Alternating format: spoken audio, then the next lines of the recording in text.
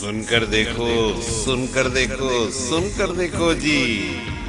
ममता राहुल मोदी बोले, लिखे जितेंद्र जी।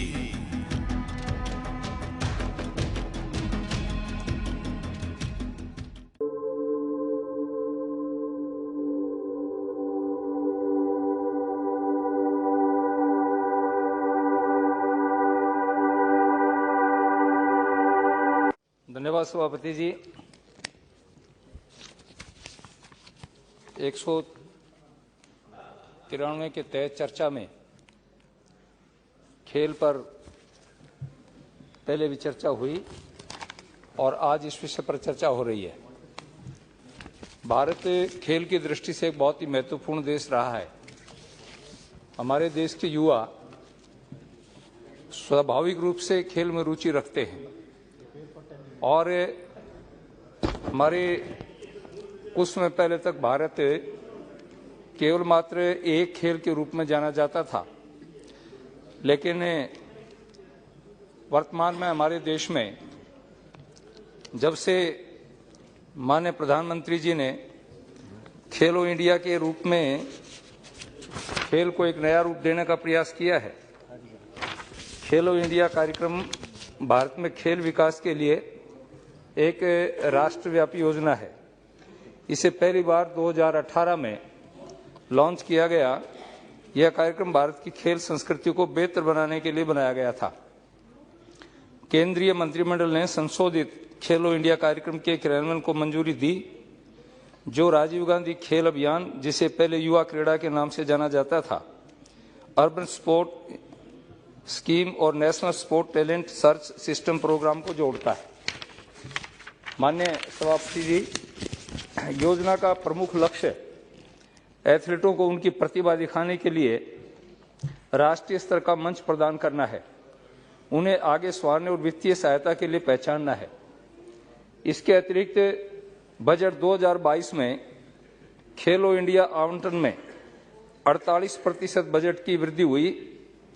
हालांकि यह देखना बाकी है कि जमीनी स्तर पर इस कार्यक्रम को कैसे लागू किया जाए। युवा भागीदारी में बहुत वृद्धि हुई है। भारत में ओलंपिक खेलों को बढ़ावा देने के लिए हमारी जो भागीदारी में बाधा आती थी, जब से खेलो इंडिया का कार्यक्रम 2018 से प्रारंभ हुआ है, इंडिया स्कूल गेम्स में 2018 में 3764 खिलाड़ियों ने हिस्सा लिया और इसके बाद 2 वर्षों में पूरे देश में एथलीट की संख्या जो है वो 6000 तक पहुंच गई है। पूरे देश में युवा मामले और खेल मंत्रालय जो था, 7 राज्यों में 143 खेलो इंडिया जिला केंद्र बनाए गए। इस परियोजना का कुल बजट 14 करोड़ से अधिक है।